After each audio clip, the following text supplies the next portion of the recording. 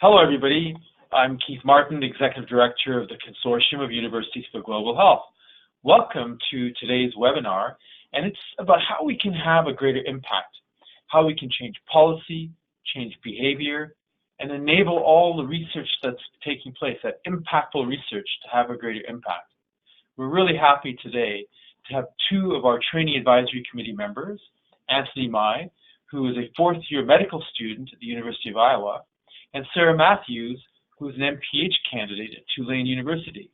And together, what we're going to do today is share with you some of the work that our students are doing at CUGH, the work that they're doing to mobilize other students, mobilize the public and policymakers. And then we'll share with you some of the specific activities that CUGH is doing that we hope that you'll participate in and use. So first, I'm really delighted to hand the controls over to Anthony. Anthony, over to you.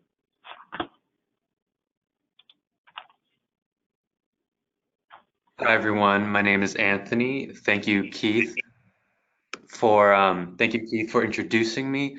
I am a medical student at the University of Iowa, and this is my second year with CUGH on the Trainee Advisory Committee. So before we jump into the campus representatives, I'd like to talk very quickly about the Trainee Advisory Committee. And this is, we call it TAC, and this is a committee of 26 students from institutions all over the world. And we know that students' voices can often be overshadowed in the face of these massive global health issues that we're all interested in. So we want to bring the student or trainee perspective to CUGH. So we work directly with CUGH committees and want to bring to them, inform them what is important to you. We also want to share resources and information that CUGH has to all of you so we can all engage in discussion and advocacy work, especially for this upcoming year. So a lot of the questions I get is, what is a campus representative in the first place? And first of all, you can think of this like a web. And the Trainee Advisory Committee here, the TAC, sits in the middle, and we have connections to each individual campus representative, which is one of you. And this is how CUGH learns about its member or non-member institutions, especially issues that are going on locally around to you that are important. This is also how campus reps like you can connect to each other and also to the larger CUGH network members and resources. So you're a part of this large web that only functions through everyone's combined effort and proactivity. And we think this is how grassroots level change can happen. Well, this functions on a bi-directional two-way street. It's an information sharing thing. So we can provide campus representatives with resources and personal guidance, and we have a lot of resources that we have online and also through our members. But we'd also like to hear from you. What are things going on at your institution? What are things that your peers need? What are your interests that are going on there? And how can we help you? And so over the past year, especially in the past summer, we've had a lot of conversations, personal conversations with campus representatives to learn more about their particular institutions and see what are items that we can address and what are things that we still need to work on for the future.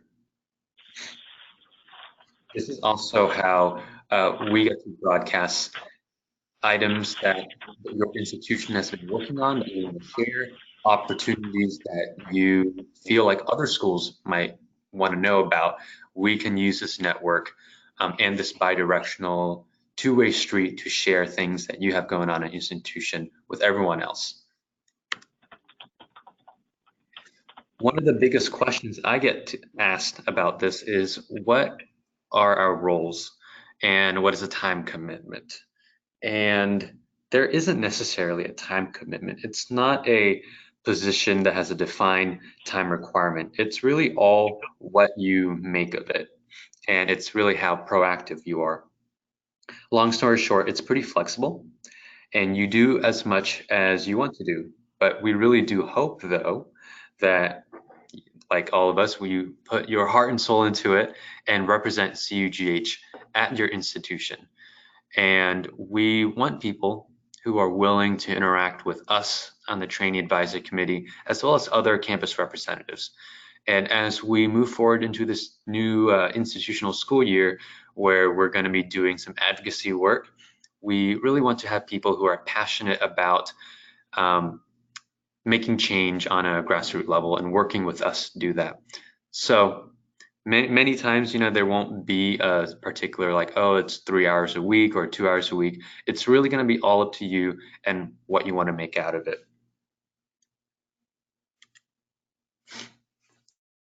These are some of the benefits of being a campus representative. If your institution is not already a CUGH member, we could provide you with free individual CUGH membership. And this gives you access to some special materials on the CUGH website. And for example, I'll go over some of it in the next slide. But for example, there's like a list of vetted guest speakers that you could contact and have come over to your own institutions for whatever events that you are hosting. And that list is only available to people with a membership. Next is by being a campus representative, you also get to talk to other representatives from institutions all around the world, all passionate about global health. You can pick each other's brains, share resources, share opportunities like internships or fellowships or funding opportunities. This is a really big chance to network and get to know people who are all trying to make the world a better place.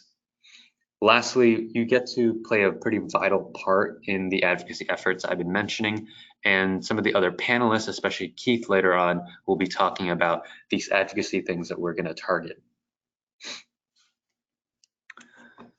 So these resources here that I've compiled, they're all available on the CUGH website. Some of them need a membership, some of them don't, but it's just a brief overview on some kind of things that you could use as a campus representative.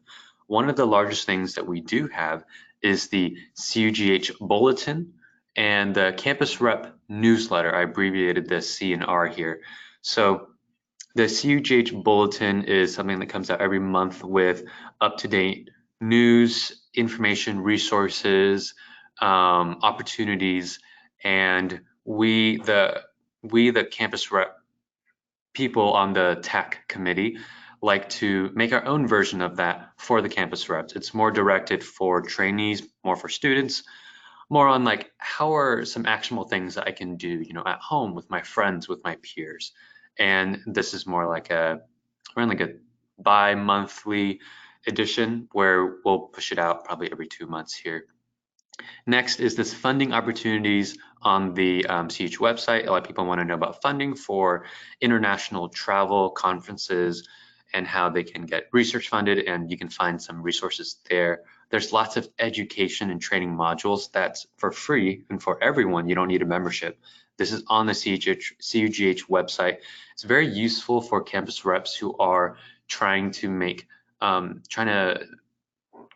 craft meetings and discussion sessions at their institution.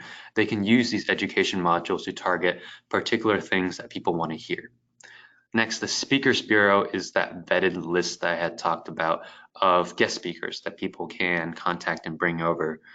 The Capacity Building Database is a large database that we have that matches institutions with certain needs to institutions that have those resources, and we can use that to really form these great partnerships. And then lastly, the Education Competency Toolkit is something that you can use to craft a global health education like classroom component. So these are all examples of resources that might be useful to you or other faculty at your institution. So we talked a lot about communicating with each other, and these are the ways that we do it. We have a Slack platform, and for those of you who don't know what Slack is, it is a bit of like a large group chat setting, more for like a workflow type place. And here we have all the campus reps, and you can share information, share resources, chat with each other, make smaller chat groups if you want to talk to specific people. We have a Facebook and Twitter that's currently run by the TAC group, and we're sharing a lot of up-to-date information on global health. And we would love it if you could follow us on Facebook and Twitter, share our stories and articles that we put out, but also we also want to follow you and share things that you find are important. And so again, this is a two-way street. And lastly, we would always love to talk to you personally over email and phone. And this could be, in person or online. It doesn't matter what it is. We would love to talk to you and hear about what's important to you. So how can you become a campus rep? You can contact us. My name's Anthony, and then the next TAC person is going to be Sara. You can also contact her too at this email. And I'm going to hand it over to Sara right now.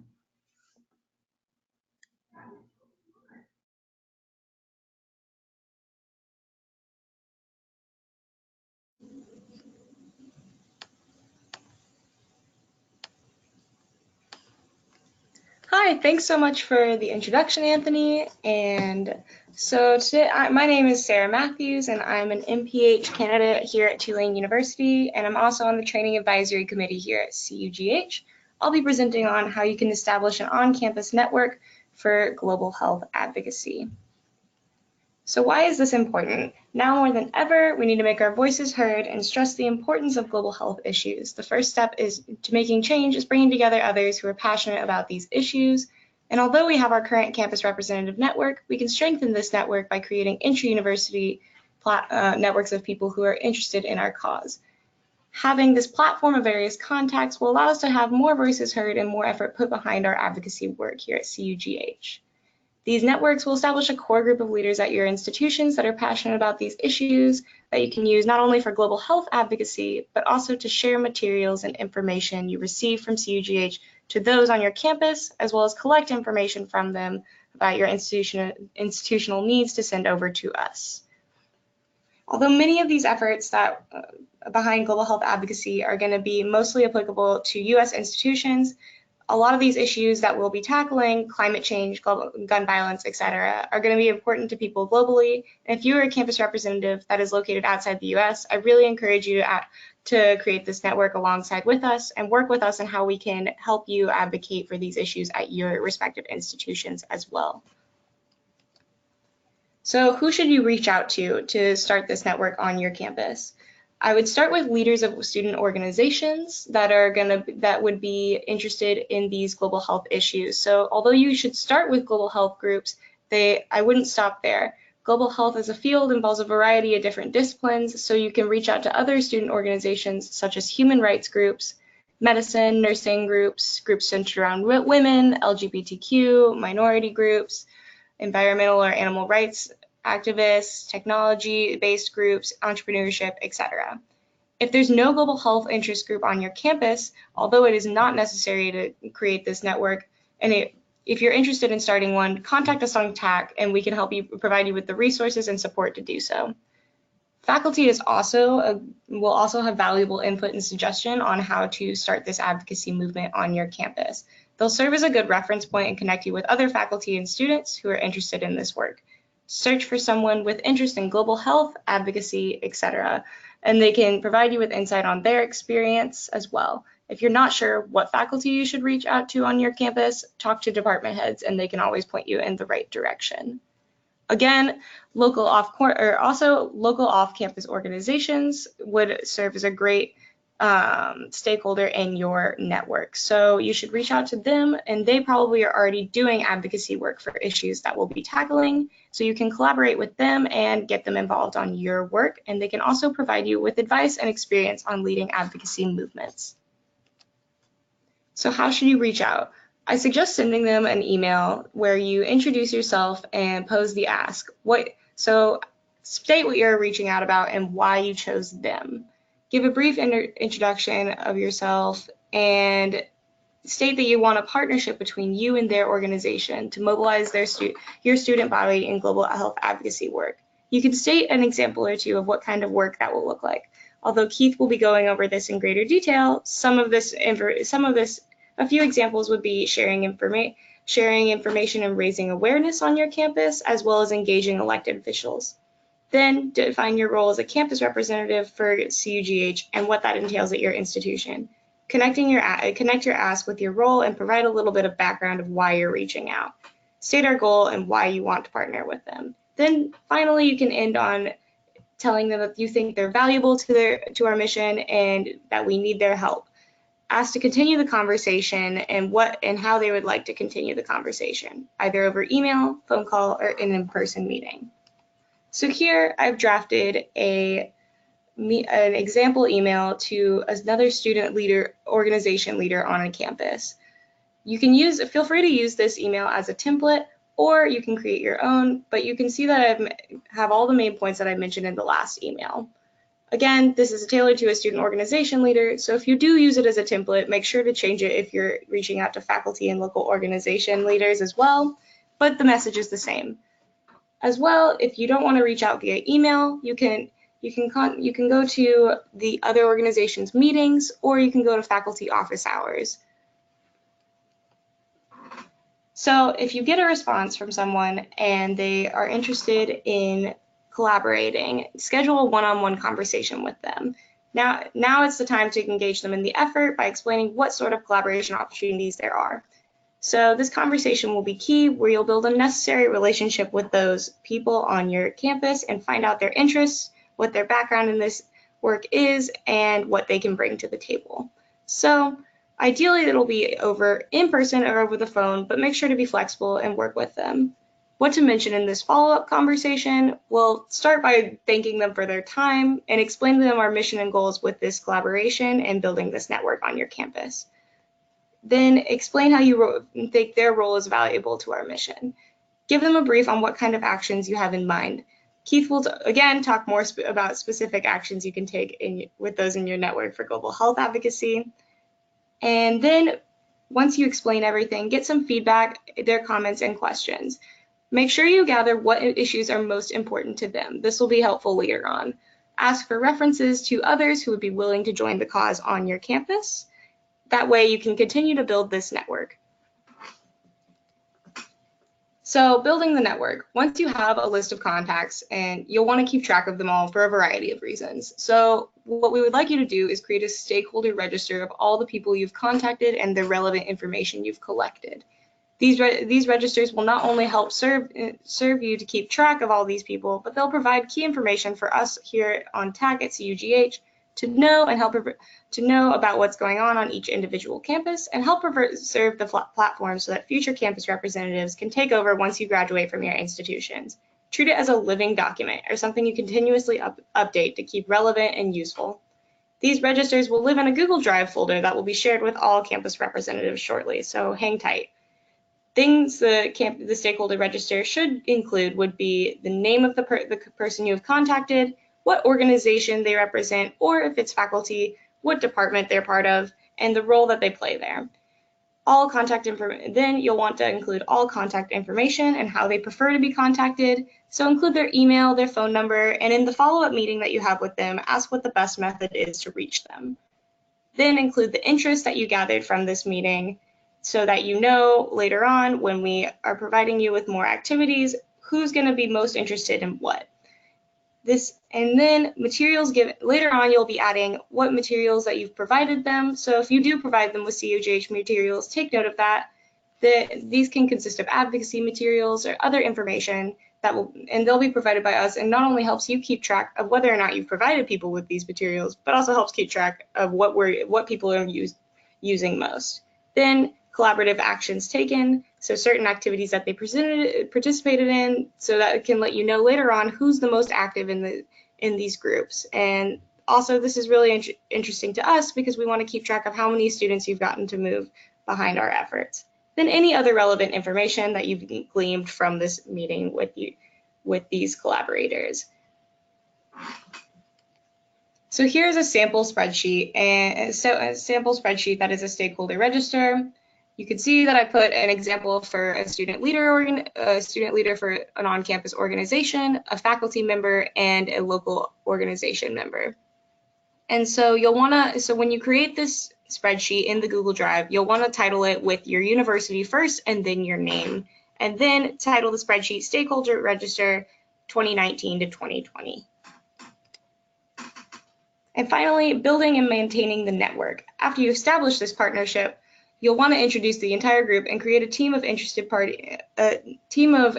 and valuable members at your institution. So you can create a nice feeling of community, which will allow for an exchange of opinions and ideas on these activities. So plan an in-person meeting. Use scheduling platforms like Doodle Poll to find out the best date for this, and also take advantage of platforms like Skype or Zoom if not everyone can attend at the same time. This is best done in an informal manner. It doesn't have to be anything crazy, but just plan to meet over coffee and introduce everyone. Then after that, make sure you hold accountability and continue to routinely meet with these members. This can be done in person or over Skype, depending on everyone's availability. But make sure you mention this follow-up meeting at your primary meeting to make sure all parties are on board and understand what kind of collaboration we're looking for. You can schedule these around specific advocacy activities that we will give you, or just try to aim for every other month or like about twice a semester. Check in individually with your contacts a little more frequently to make sure that they really know that you're a resource. If they have any feedback or needs, that you're a resource and you're the liaison between CUGH and your institution. So provide us with any information that they give you. Then utilize social media and ask everyone that you meet with to follow CUGH platforms on social medias and share our materials. That way you can raise more awareness on your campus. So I hope this presentation has been useful. You'll all serve a key role at your institutions in representing CUGH, and I think building this network will not only be a great way to bring together interested parties, but also that there's strength in numbers. If you have any questions, feel free to ask during the upcoming Q&A. Thanks so much for listening, and now you can hear a bit more from Keith about what activities y'all can do to participate. So I'll hand it over to you, Keith. Great. Thank you very much, Sara, and thank you, Anthony. Those were excellent presentations. And for everybody on the line right now, get your questions ready, because after I finish my presentation, I'll ask Sara and Anthony the questions that you posed to them. So keep sending them in. You can do that online, right on the questions off to the side of the for this webinar. So now what we're going to do is build on what both Anthony and Sara just spoke about, and then talk a little bit about some of the things we're doing at CUGH and ways in which you can participate in them. So let's get this going here.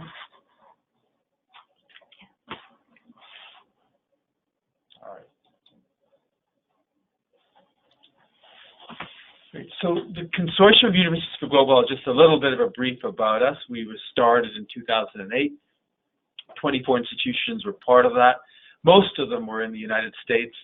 And now we opened up our secretariat in 2012 with 53 members. But this year, we're very pleased to tell you that we have 185 institutional members that span more than 35 countries around the world. We're in more than 36 US states. We'd like to get a representative in every state. And we have a 30,000 person network and more than 80 student representatives.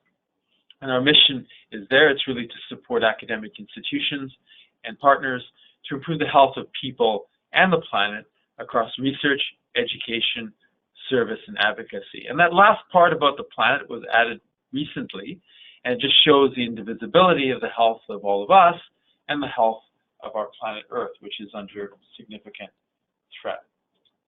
And of course, all of us know the threats that face us, whether they're infectious diseases, whether it's maternal and child health, non-communicable diseases, the massive environmental threats that we're currently under, from the deforestation taking place in the Amazon basin and the Congo basin, to pollution and so much more. So we know the challenges. They're laid out well, and we've got, in fact, our marching orders. and we've set up targets, the 17 goals and the 169 targets that represent the Sustainable Development Goals. We also know, if you think about it, that if you look at each of these goals individually, I think all of us know that there are many, many solutions that we have at our fingertips today that we can use to address them. But the compelling challenge is we're not implementing or scaling out what we already know that can have an impact upon all of these goals and targets. So how do we do that?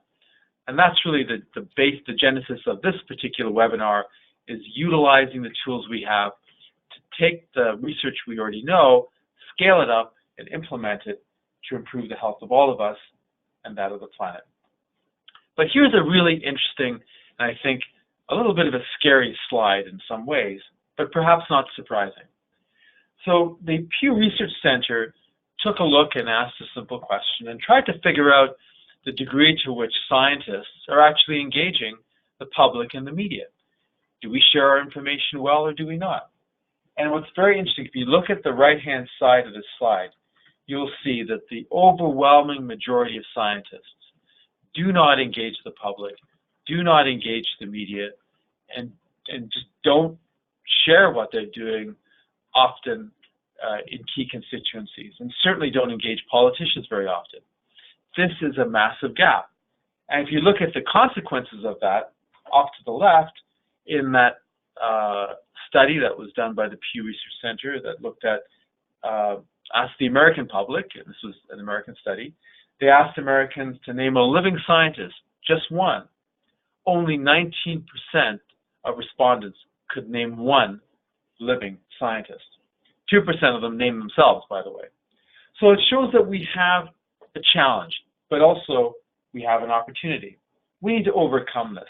We need to make sure that all of us are doing a better job of informing the public, informing the media, informing the politicians, so we can bridge the gap between the knowledge we have and the implementation that's necessary to effect change. So let's take a look at some of the things that we need to do. So you have to have a plan to do that. You have to have a strategy. And in order to do that, you need a clear goal, a clear ask. You need to identify who to target: the public, politicians, influencers.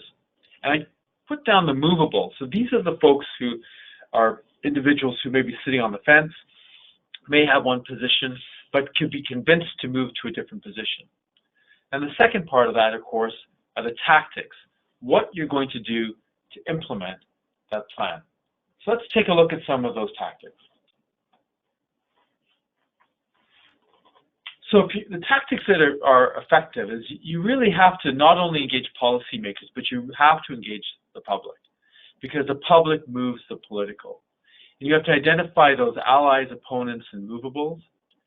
Engage locally. And this is important because, at least in the political world, all politics is local, as they say. So it's very important to engage even federal politicians through their local offices. Your message has to be clear, and we'll talk about that in a little bit. You have to develop your material. And Anthony and Sara spoke about some of the platforms that we have at CUGH, but use social media, as they said, but don't forget traditional media, don't forget public meetings, and don't forget the networks. And I think both Anthony and Sara showed, at least in the campus reps, the importance of building the network and using the network. An example you may want to look at is there's a group called Results, results.org. And for decades, they've been using citizens to be able to write, influence, and engage the public and policymakers. It's important also to know that in your advocacy work, it's really about building relationships, regardless at what level you're doing, whether it's at a federal level, state level, or local level. Now taking a look at your message. Your message really has to be clear, focused, be positive. You need to focus on the problems and the solutions, who benefits, who pays. Identifying the costs are important, and also the rate of return.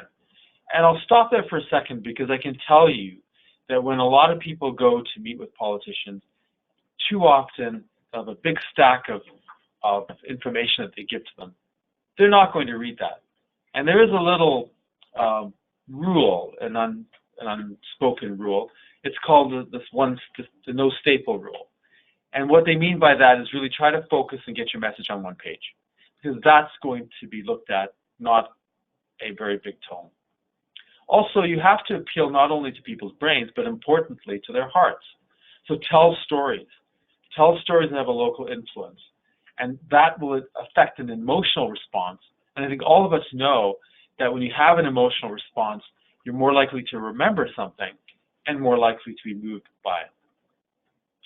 It's also important to understand the incentives and motivations of people or groups that you're trying to work with. So you need to find ways to align what you're asking, what your goal is, with their interests. And then finally, repeat, repeat, repeat. One of the central failures in advocacy is the failure to continue to repeat your message over and over and over again, because people will not remember what you say initially. So let's take a look at some of CUGH's communication products. One of the things we do is we take out and we release a number of single issue FAQs about a particular issue. We do webinars like this on a variety of issues. We just did some ones you can see right now on CUGH's website. In fact, they're all there. We did a couple recently on the Ebola outbreak in the Congo, and also one on vaccine hesitancy. So there's a series of them that you can look at. Please check them out and please share them. We also run workshops, and we do that with the Pulitzer Center for Crisis Reporting, a great partner of ours. And we have website material. And you can see that the University of California Global Health Institute, the students put together a toolkit on how to advocate. Also, take a look at CUGH's Twitter handles. The student one is CUGH_TAC, and also at CUGH News. So if you haven't signed up to follow us, follow both of those, retweet the messages that are coming out there. We will follow you too. Finally, we're running Capitol Hill Days here in Washington, D.C., one on November the 19th and the other on April the 16th. I'm also pleased to let you know that this last year we secured a grant, a generous grant from the Bill and Melinda Gates Foundation, which we're grateful for. And the purpose of this grant is to engage the public and U.S. policymakers to strengthen U.S. leadership in global health and also encourage them to support investments in global health and international development. Part of this effort is to be able to create a network of academic advisors, and this is quite exciting. So what we're doing is we are connecting academics institutions to their local politicians in the hopes that that relationship can be built and politicians can use academics to be able, as a source of knowledge and information that will help them to strengthen the policies that they're creating. And finally, that we're using this network to be able to increase public awareness about global health, about its benefits, about how important it is to invest in it, and things they can learn from to change their own behaviors to improve their health and the health of the planet. Now, Monica Gilsands is our point person for that. Her email is on the bottom of that slide, and she's leading our efforts in this effort. So let's take a look at student engagement for a moment. I think, obviously, Anthony and Sara did a great job of outlining that, and I think we'll get to some questions in a little bit. So I don't need to belabor the point, but know that at CUGH, it's a bi-directional relationship. We are very interested to know what students want us to do, for example, issues of student debt, issues of affordability, issues that are being led by students, such as the climate change movement that Greta Thunberg and others have been working on, gun violence. These are all, and other issues, we want to be able to support. So not only with CUGH share what we're doing through people like Sara and Anthony and our campus reps, but we want to hear from you what your issues are, as was said just before by both Sara and Anthony. So let's take a look at a specific example and look at what we're doing and how this would play out in the real world. So we know that in the United States, more than 100,000 people are shot every year, 33,000 people die. And we saw this tragedy played out once again in Ohio and in El Paso. So what we've done is we've created a gun control tracker. This tracker identifies the supporters and opponents of gun control in the United States Congress.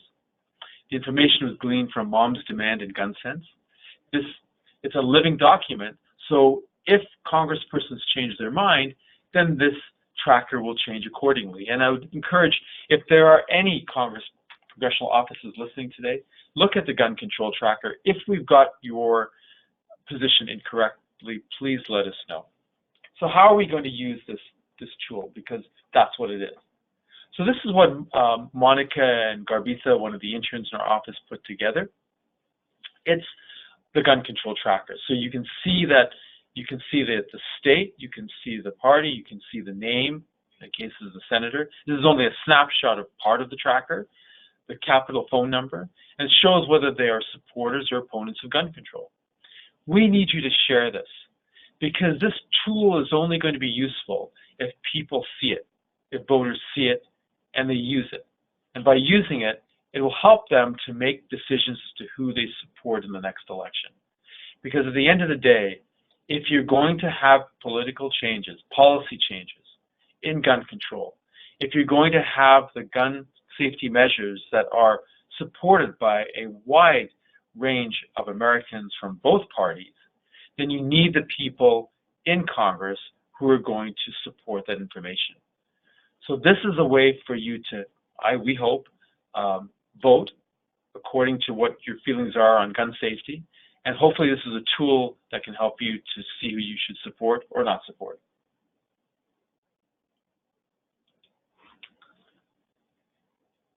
So that's what I said. It's important to share the tracker widely and hopefully be able to encourage people to use it.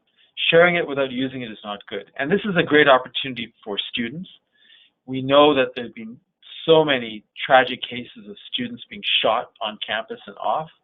This is a chance to be able to use this tracker, share it widely, not only amongst the student population, but in all voters, and ask people to look at that tracker, see who supports gun control, and support those individuals who have made an explicit public commitment to public safety to be able to then support the gun control measures that, as I said before, have really had bipartisan support in the American public for far too long. Finally, before we get to your questions, I'm going to turn your attention to our next conference, which will be in Washington, D.C. next April. April 18th to the 20th is the conference. The satellite sessions, these are half and full day sessions on April the 17th. It'll be at the Washington Hilton Hotel. Please share this widely. Please come out to it. And I can tell you this is an opportune time because abstracts will be accepted. It's been extended to September the 15th. And we're encouraging you to please send in your abstract submissions at CUGH2020.org as soon as you can. And we hope to see you in Washington. It's an election year, and it's a time for an opportunity to affect change. We hope you come out to our conference, join more than 1,800 of your colleagues, and let's work together to affect some of the big changes that we need to implement to improve the health of people and the planet. So what I'm going to do now is Jenna here, who's helping us, she's going to turn us over, and I'm going to run through some questions, and I'm going to pitch them to both Anthony and or Sara. And so I encourage you to send your questions in. And Sara and Anthony, you ready to answer some questions? Yep. Sure am. Wonderful. So the first one is how you can become a TAC member. So perhaps, Sara, you'd like to answer that question? Hi, yeah. So the TAC application actually just went out. We are taking applications until September 14th. And you can find that, I believe, on the CUGH TAC Twitter. We also sent it out in the overall CUGH newsletter, and in our September newsletter, you'll be receiving a link to that as well. If you want to email me or Anthony, we can both forward you the application directly. Great. Thanks very much.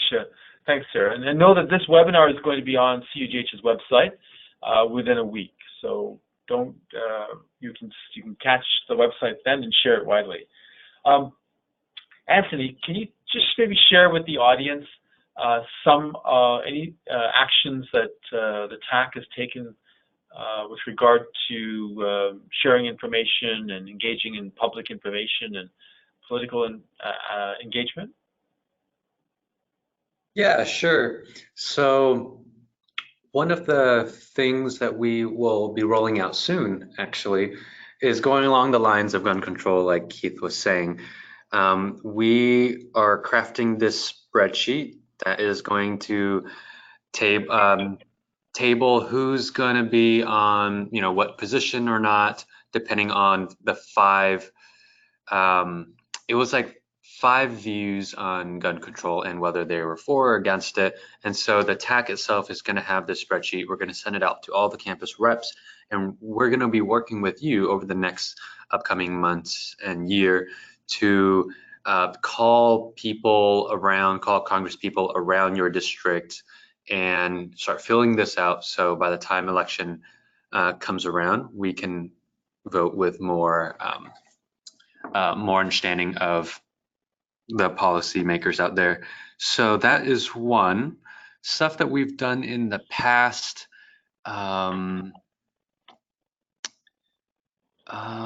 Sara, you might have to help me out here. I'm trying to brainstorm a little bit. Do you have anything on the top of your mind? I'm a newer member on TAC, but I mean, I do know that we do make sure that we blast everything on social media as well to make sure that we're engaging our audience and raising awareness on all of these issues.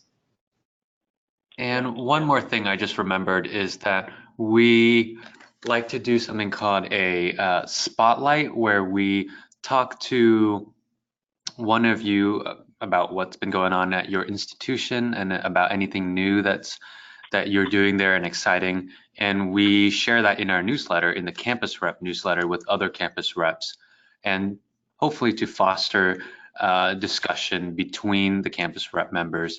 And if there's any action between you guys to take, that'd be awesome. We also have this map. It's like an interactive Google Maps where we update it with campus reps are coming on, and it shows in proximity who's close to each other. So you can get these regional meetups. You can spend time with other campus reps in schools close to you and organize either outing events or discussions, conferences, whatever you'd like. And this can allow for better communication between geographic locations, people in geographic locations, I mean. Great, thank you so much. I want to just bore down a little more deeply into something, Sara and Anthony. It comes to some questions that are coming here, and it really relates to, maybe you can speak a little bit more about the importance of engaging with different groups on campus that deal with international development, international affairs, global health. And so each campus rep could build out contacts on their own campus, and that becomes a network which they can engage with. Could either or both of you want to speak to that, because that was an important part of, I think, your presentation. Connecting to local groups on campuses. Sorry, Keith, say that one more time. You had cut out a little bit on my end. I'm sorry. So just connecting to local groups on campus that are involved in international development, foreign affairs, international issues, or even domestic issues like Planned Parenthood and others. Did you want to, could either of you speak to the importance of the TAC member engaging with them and building out a database, a network of information and contacts? Yeah, definitely. So this is really important because, I mean, right now we have the Campus Representative Network, and it's really strong and it's all over, but it can be strengthened if we just kind of put in those roots at every institution. And so what this will do for us is this will give us a nice database of all these members of people who, and if you do the spreadsheet as we outlined, we'll have a nice database of what activities have been done at each institution, what issues are the most important, and overall this network will give us a broader reach and give us a louder voice in advocating and raising awareness on all of these issues. And additionally, global health is such a diverse field, and so really making sure that you have a diverse network so you get opinions and stakeholders in every field will not only make you receive more opinions, but it will bring together a more collaborative effort and bring together better problem solving. I'd also like to add to that. Also, one of the big things we know after talking to many campus reps is that a lot of universities or institutions have pretty fragmented global health efforts. You know, you have some at this department, some in that school, and many of these programs or groups don't actually know what the other is doing. And we think that it's a very unique position for the campus rep to go out there and try to be a central point to tie a lot of these programs together so everyone knows what the other person is doing, and we can enact this advocacy effort on a more where everyone's on the same page, where not everyone is doing redundant things. And we think this effort of creating this network at your own institution is going to be very valuable as like a foundation for all these efforts that we're going to be doing. Great, thanks so much, Sara and Anthony. That was great. I think another issue that people would like to find out, some members are asking about, they're not TAC members, they'd like to become members of the TAC or become a campus rep. Do either you want to take, Anthony, do you want to let us know how you can become a TAC member, and Sara, do you want to talk about how to become a campus rep? Sure. So earlier, Sara was saying that the application had just been sent out. So to be on the TAC, again, the TAC is around 25 positions and it's a 2-year term, and you would submit a written application for the TAC, and that goes under a process of review internally within the TAC, and then we select the applicants that would be coming on for a 2-year term. And that will be closing in September 14th, I believe. That's what Sara had said earlier. And you can reach out to me or her if you'd like to apply. We'd love to talk to you more about what we do and direct you towards the right place. And Sara can talk about the campus rep application process here. Great. Yeah, so thank you, Anthony, for that lovely explanation on TAC. And the campus representative serves a little more on the institutional level, and so you're acting more as a liaison between your institution and CUGH versus acting as the student voice on CUGH internal committees.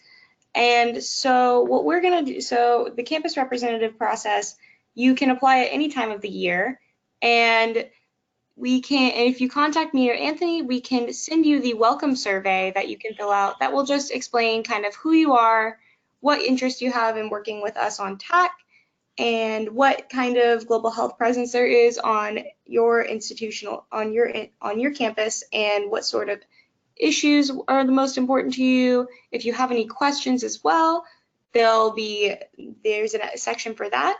Once you send that in, we'll add you to our list. We'll review your application, add you to our listserv, and you'll start to receive all of our updates from us, such as the newsletter every month, or if we have events like these, we'll reach out to you, and then you'll be a full on-campus rep, and we'll share as well any resources that we have ready to put out, such as the folder for creating your stakeholder registry.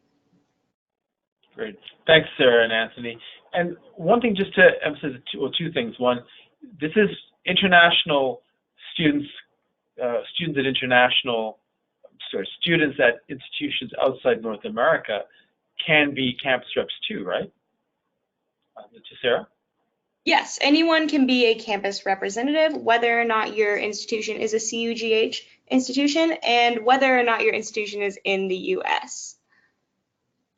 And we really encourage having international students as well apply, because that way we can get a nice broader opinion. Great. And Anthony, the same applies for the TAC too. You have quite a number of international students on the TAC, isn't that correct? That's right. We do have students not from the US, and we really value that input because, like Sara said, it makes us well-rounded and brings a more international perspective to some of the issues that CUGH wants to address. Great. Including Tasdik, the chair, who's actually studying in England but is from South Asia. So it's a very international group. Folks should know.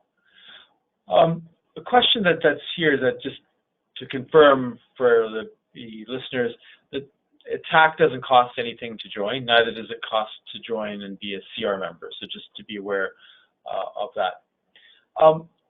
Anthony and Sara, can you share some of the aspirations that you have going forward for the Campus Rep program in terms of how you both see this program moving forward to being able to impact public policy as well as change public behavior on things individuals can do to improve their health and the health of the environment? I'll start with maybe Anthony, you want to go first, and then Sara? Yeah, definitely. So I've got to say, we're a little ambitious this year going forward. Over the past year, we feel like we've created this groundwork, and now we really want to take off. And in saying that, we are looking forward to creating these both local networks at your institution, but at the same time, this larger network where we are seeing over all of these little smaller networks of advocacy. And we are really looking forward to working with you on a personal level on what's going on in your institution and helping you with resources on some of the big advocacy ideas that we have, such as gun control was a big one that we had talked about. But there are many others that are important to us and important to you, and we really want to be working with them for this next coming year as the election comes up. We would also really like to foster more inter-institutional communication between the campus reps, and we're really hoping to restart conversations on our Slack group that did go a little quiet towards the end of the year into the summer, but we think this is a great way to start communications again as the new school year starts. Great. Thanks, Anthony. Sara? Yeah, so Anthony covered a lot of the points, but I think we just really want to make sure that there's a sense of community and that that y'all feel like you serve an active role, and because we really value your position as a campus representative and your voice as a student for representing your institution. And so right now we have that map that you can use, but also we just want to make sure that it's easier for y'all to be able to get in contact with each other, and that you're really making sure that we provide you with materials that you can take back to your institution and raise awareness about these issues for advocacy, or provide training opportunities like we send out in our Campus Rep newsletter. And just moving forward, we're definitely hoping to make sure that our intra-institutional networks and inter-organizational networks are really strong. Great, thanks so much. And so a question that just came up from Erica. She wants to know how to connect to the Slack workplace. Can you share that information? Yeah, so, oops. No, you're fine. I was just about to direct this question to Anthony because he's in charge of the Slack platform. So. Oh, yeah. Sorry. Yeah, no problem. So if you can just go ahead and email me and we'll get you started. with the survey and information on how to sign up for the Slack, like the link for that. And in the Slack, we also have sub channels that are dedicated for the campus rep, for the TAC members, for everyone who's there. So feel free to contact us and we'll put you up into that chat room. Great, thank you very much. A couple of just, if I want to add just some questions you may not be able to answer. The CUGH Lobby Day in November 19th, which is the day before the ASTMH conference here in Washington. The question from Joanna is there a specific platform? Well, people will come in and they will be have a bit of training in terms of what to expect that day on the Hill. The asks for us is really to encourage U.S. leadership in global health and to be able to encourage investments in global health on the part of congresspersons. Those are our two major asks, but I'm sure that there'll be some specific issues that the attendees will want to do. But we really want to come out of those meetings strengthening support for global health and international development in both the Senate and in the House. And that'll be the message in November, as well as, frankly, in April, too.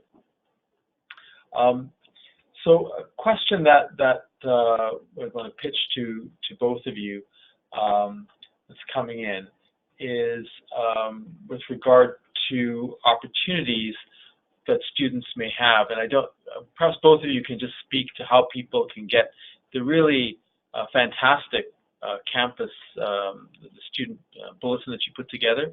Can you share a little bit more information about how people can get your bulletin? Hi, yeah. So everyone who was on the campus representative listserv should have received it in July. We're testing a new platform, so if you didn't receive it, please email me and I will make sure to forward you the July newsletter. And in the future, we will be using a different listserv method to receive it. But if you did fill out that welcome survey, you will receive the bulletin in the future, and that will put you immediately on our listserv for Campus Rep Bulletin. And again, we did send out one in July. It did go to a lot of people's spam folders, so please make sure that if you didn't receive it, contact me or check your spam. Fantastic. Thanks very much, Sara and Anthony. Well, I'd like to thank everybody for attending the webinar today around the world.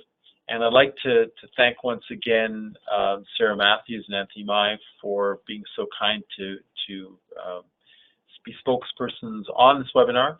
We're going to run another one on Monday at 1 p.m. Eastern Standard Time. And we encourage you to join them and continue the conversation. I'd like to thank Jenna Smith here at CUGH and Dalal Najjar and Monica Gilsands for their great support on this webinar. And I'd like to thank you who have tuned in on this webinar. Please note that this webinar will be on CUGH's website at cugh.org within the next week.